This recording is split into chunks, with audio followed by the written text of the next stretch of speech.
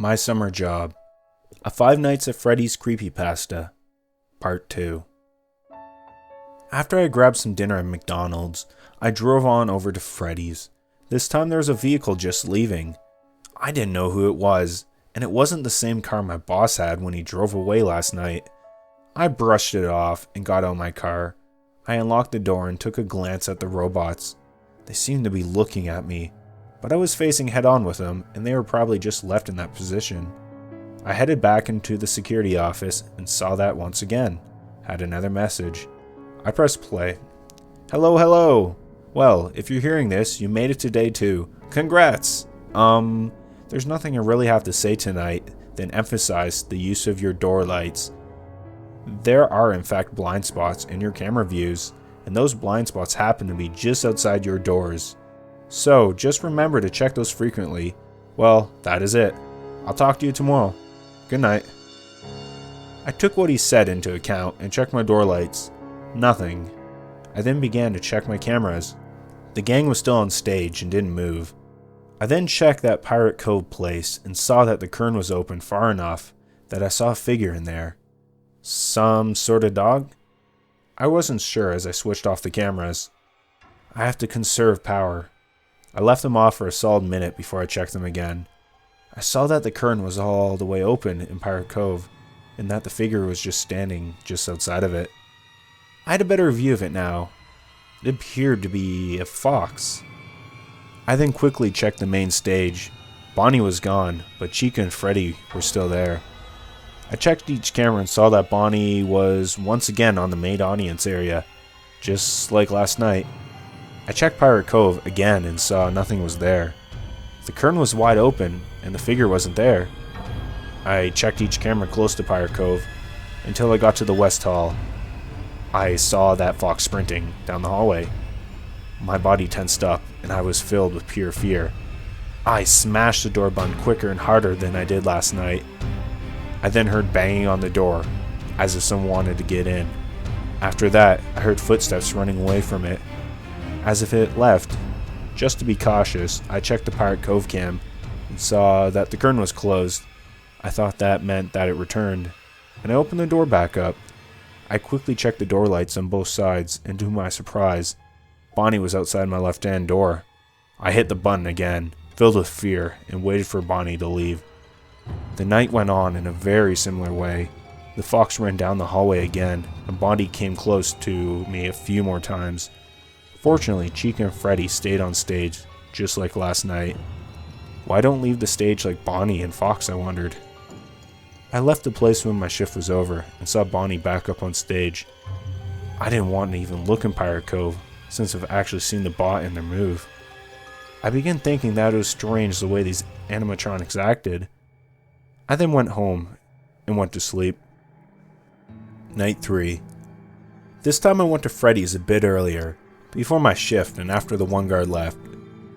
I didn't really want to wait until the middle of the night to arrive, which somewhat frightened me. I also got there while the owner was still there. I said hi to him, but he just gave me a low as if he were saying hey, or I really don't feel like talking.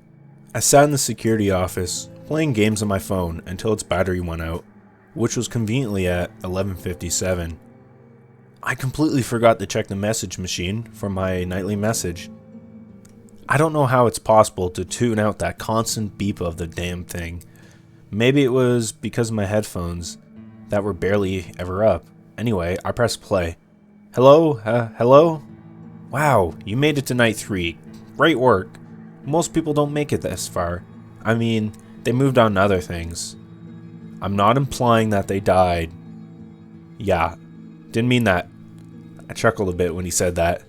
Now, I don't really want to talk that much since Freddy and his pals become more active the further the week goes on. I should have told you that before, but I forgot. Sorry. Make sure you check those cameras while I talk, just to be safe. I began to check the cameras. Nothing. Everyone was in their proper spots. Also, here's a tip I just came up with. If any of those animatronics see you, and you can't close the door in time, just play dead, like, go limp. They'll probably think you're an empty costume. Then again, If you were an empty costume, they might try to put you into an endoskeleton. Don't know how that would work. Yeah, scratch that. Just don't get caught, alright? Alright, well, I'm done here. See you on the flip side. The message ended. I checked the cameras again. They were all out. West Hall, East Hall, Pirate Cove, every single camera was out. I was about to check on one of the cameras outside when I realized that they turned back on. I checked the main stage. Chica was gone. Not Bonnie, Chica. This surprised me. Bonnie was the first one to always leave. Why not now? I began to check around. I found Chica in the audience area, staring directly at me from behind a table, the way she was facing. I also think she's a she? Wasn't towards me, but her face was. This chilled my bones. Why were they staring directly at the cameras? Do they know I'm watching them? No way I should be able to know that. The cameras went dark again, and I checked the door lights. There was nothing there. When they came back on, Bonnie was gone. Thankfully, Freddy was still there. I checked Pirate Cove. The curtains closed. I then found both Bonnie and Chica in the opposite halls. Chica was in the East Hall and Bonnie in the West. This filled me to the brim of fear. I was surrounded, and there was nothing I could do. I checked the door lights. There was nothing on the left. I checked the right, and there was Chica, staring at me through the glass window. I was startled at first, but then stared at it for a couple seconds. I saw a twitch, and I jumped for the door switch. That twitch was not something AI could do. Well, they could twitch if they were broken, but not human like Chica did. I checked the lights. Chica was still out there. I checked the right, and there was Bonnie. I was more startled by Bonnie because I swear I saw his mouth moving up and down, almost like he was eating. From outside, this caused me to immediately hit the door button. I was surrounded, more than I was when they were in the halls. I could do absolutely nothing but pray. I didn't open the doors for the rest of the night.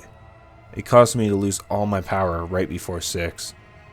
But my praying paid off. Nothing came to get me.